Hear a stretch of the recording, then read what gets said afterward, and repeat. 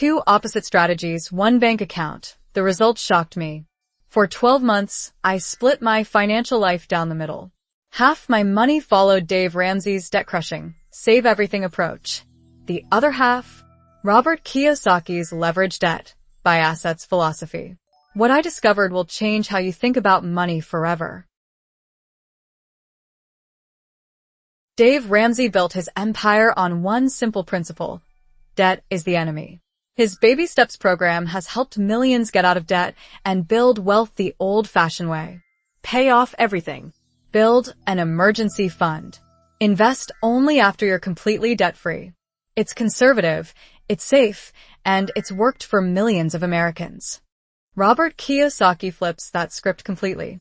Author of Rich Dad Poor Dad, he argues that avoiding all debt is leaving money on the table. Good debt, the kind that buys income-producing assets, is your ticket to wealth. Why save pennies when you could use leverage to buy real estate, businesses, and investments that pay you monthly? Two completely different worldviews. Ramsey says debt steals your income. Kiyosaki says debt creates your income. So, which one actually works? Here's how I set it up. I took my income and split it right down the middle. Account A followed Ramsey's rules religiously. Every extra dollar went to paying down my car loan and credit card debt. No investing until debt-free. Build that emergency fund. Lie below my means. Account B went full Kiyosaki. I used that money to buy assets immediately, even while carrying debt. I invested in dividend stocks, bought into a rental property with a partner, and even started a small online business. The goal? Generate passive income that would eventually cover my expenses. My starting position was this: $45,000 in annual take-home income, $15,000 in debt between a car loan and credit cards, $5,000 in existing savings, zero investment experience, a burning desire to figure out which guru was right. Month 1 through 6 on the Ramsey plan felt brutal. Every spare penny went to debt. No fancy dinners. No new gadgets. Just grinding away at those balances. But here's what happened. The psychological wins were real. Watching debt decrease felt incredible. By month 7, my credit card was paid off. By month 10, the car loan was gone. After 12 months on the Ramsey plan, the numbers told a clear story. $0 in remaining debt. $8,000 in emergency fund savings. Peace of mind that I'd never felt before. But here's the catch. My net worth only increased by $8,000.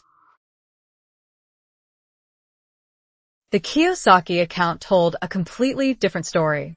It was stressful carrying debt while investing, I won't lie.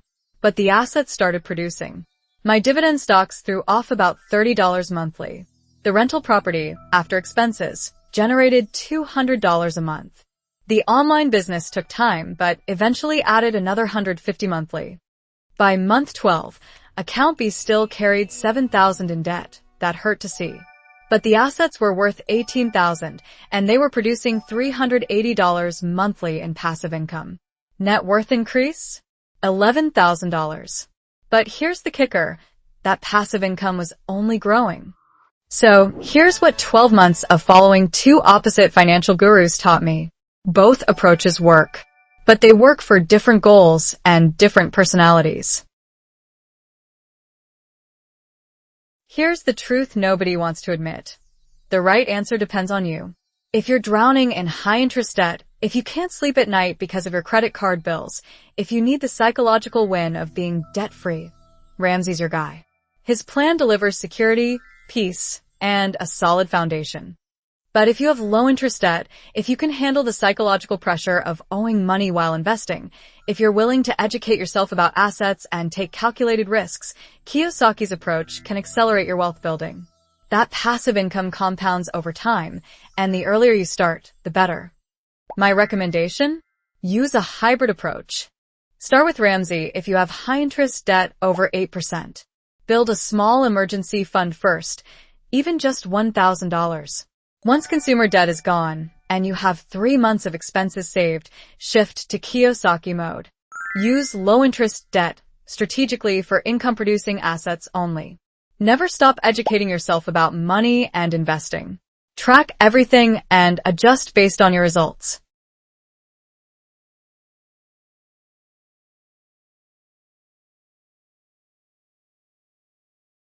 The biggest lesson from this experiment wasn't about which guru was right. It was about understanding that money is personal. Your income, your debt, your risk tolerance, your goals, they're all unique to you. Ramsey gives you stability. Kiyosaki gives you growth. You can choose one, or you can take the best from both. Quote, "Don't follow financial advice blindly. Test it, measure it, and adapt it to your life. The best financial plan is the one you'll actually stick to." Wealth Path Principle. After this year-long experiment, I'm continuing with a hybrid approach. I'm keeping my emergency fund fully stocked. Thank you, Dave. But I'm also aggressively building assets that produce passive income. Thank you, Robert. The passive income from Account B is now being used to pay off the remaining debt even faster. Best of both worlds.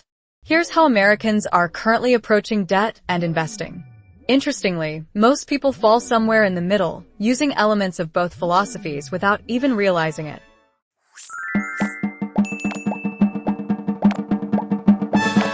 So who won?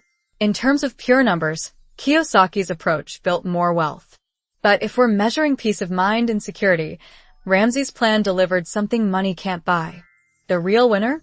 Anyone who takes control of their finances, commits to a strategy, and stays consistent for the long haul.